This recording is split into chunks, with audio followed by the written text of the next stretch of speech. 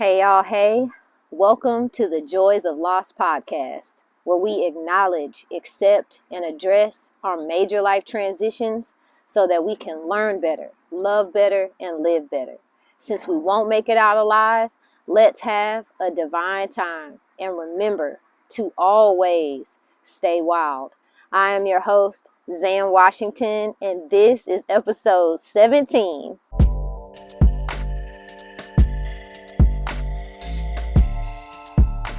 All right, episode 17. Okay. We doing it. All right, so we're back out here again. I am sitting on my mom's grave. It's such a beautiful day today, and it's just really nice. I feel like I'm sitting here spending time with my mom and my grandmama. My grandfather is buried in another place. Oh, and my big mama too out here. Man, I need to go walk around. I need to go say hi. It's an interesting comfort that's here. Yeah, so I'm glad I'm here. I'm glad I'm doing this again. I'll probably be doing it more. It just feels really good. I love being outside. It's so nice to ground in the earth here. Yeah, it just feels really good. So today I'm going to talk about something that has probably been a result to like all of my losses, and because of how much loss I've had to encounter in such a short amount of time, I am truly dealing with a fear, and a fear of who's next. And I think the thing of knowing that someone will be next, no matter how long that is, if that's a year from now, if that's a month from now, if that's tomorrow, then to even think that that loss could be me, and I think it's an interesting thing, the way all these losses have really affected me and how I've allowed them to help me show up in the world as I truly am. And yeah, it's just, hey, Rivy. Oh, told y'all, every time I see a butterfly, I think of my daughter, River. And it's so nice that she's out here. She's orange today. That's nice. So comforting. Yeah.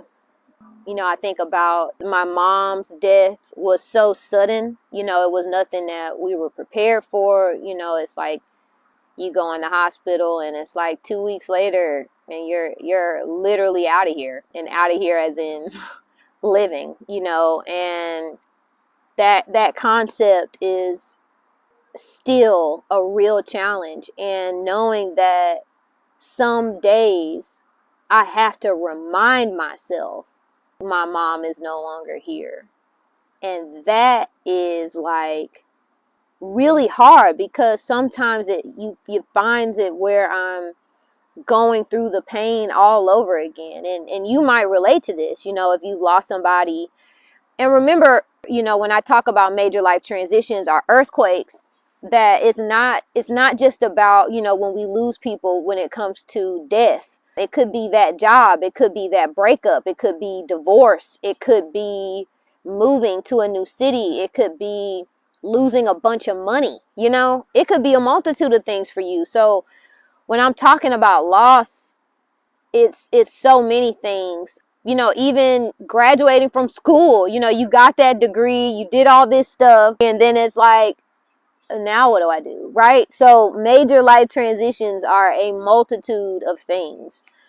But, when we go through hard stuff, sometimes you can't help but wonder, well, what's next? What's the next hard thing that I'm going to have to deal with? And I don't know. Like, I've been calling it where it's almost like, am I holding my breath? Am I holding my breath for that next phone call, that next text, that next post, that next email? I don't know. And it's so interesting when I think about my different losses and now how they impact my life. So, I think about River and losing my first daughter to stillbirth, and it was like how that correlates to my daughter now, Arizona. And she just turned 2. And there are times where I look at her and she is just perfect, y'all. Like, she is absolutely perfect. Nothing's wrong with her.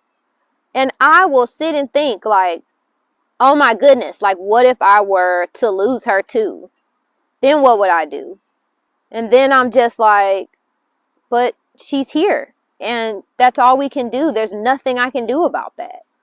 And then I think about my grandmama. And I'm just like, well, she lived till she was 95. Like, I felt myself preparing for that over time as she was starting. Her health was declining. And it just feels different. You know, it feels different because she was older. It just, you know, I knew that time was coming. So I don't mourn her in the same capacity. But my mom, this is really hard. And it's really stretching me. Okay? And you know what? It's expanding me. Like, my heart is just broken open. Okay? Broken open. Because I just see the world in such a different way. And I'm scared. I'm scared that what's gonna happen, you know, when my dad transitions. And like, am I gonna lose it? Like, am I gonna have to be committed somewhere? You know, I think about, you know, my best friends, my husband, and then I think me. Like, I could die any day. And I'm just doing my best to tell myself that whatever it is, whatever happens, that I'm okay. Like, I'm okay. And everything will be okay. And that's really hard sometimes. And I will say that when I start thinking about the who's next, I have to tell myself that I have no control over that. And that whoever is next, that will be another opportunity for me to learn, grow, and expand some more. And that's what's so beautiful about human connection, because we're here to commune, to connect with one another, and hopefully learn from one another. Hopefully we gain something from one another. Hopefully our lives have some meaning, you know? And the meaning could be smiling at somebody in the store, or simply telling someone they look great today, or the connections we have just with our nuclear family, or just our close friends. Like, it's okay. And I just want people to connect to other people.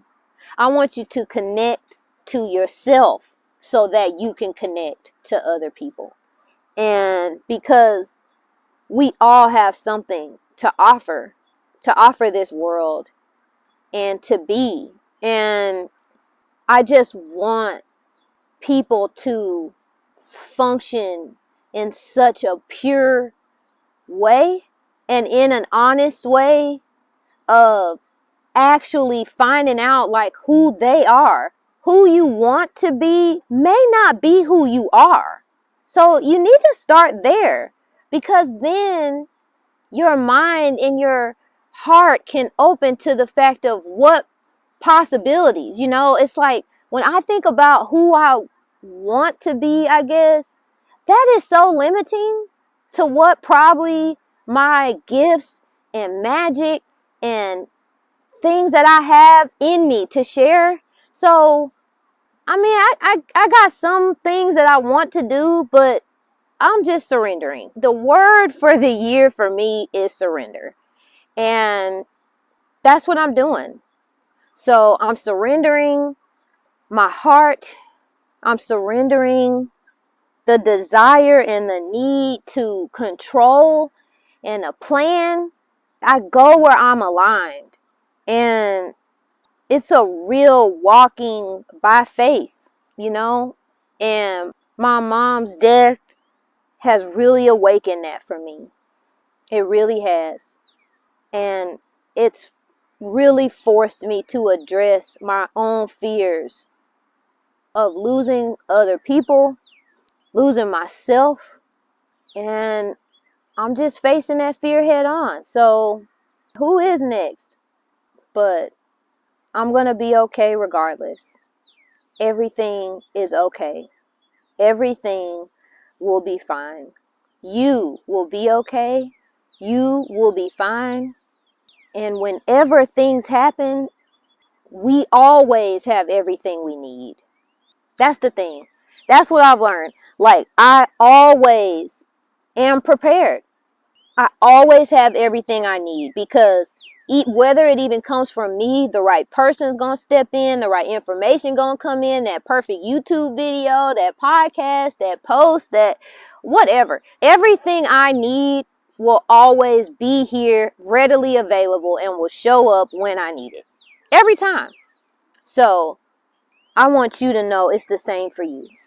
You are loved, you are safe, you are protected, and we have to work through our fears. Because when we start following in a path that's aligned for us, there's no need to fear, because it's aligned for us. So I'm just addressing those fears so I can let them go. I, right here, right now, am releasing my fear of who's next. Who am I going to lose next?